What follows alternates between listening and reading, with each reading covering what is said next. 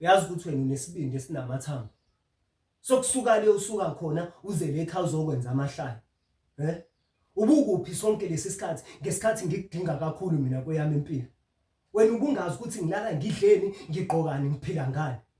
Kodwa namhlanje uzosishaya isifuba uzibiza ngobaba. Uyazi ukuthi mina bese ngiphenduke ngisho inhlekisa kontanga bami. Ngoba mengabe bekhuluma ngobaba babo, mina bengazi ukuthi ngizokhuluma ngobani. Wena khona izinto kwakufanele ungenzele zona empilweni yami njengobaba, kodwa awuzange ungenzele zona. Uyazi ukuthi injabulo mina kweyami impilo bengihlezi ngiyifanisa ihambela le kude nami. Umuntu okwazi ukudlala indima ukuba ubaba nomama, ukuba yonke into empilweni yami ilesi salikwazi osibona sihleli la.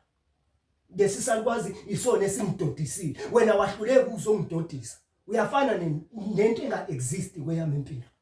Ngakho ke uzongisiza matana. Uzophuma ngalomnyango uhamba ijuba likani ungaphindi ubuye uzobeka umcondo wakho le ekhaya, or else ngizenza into engizoyisola ngayo. Get out. Phuma.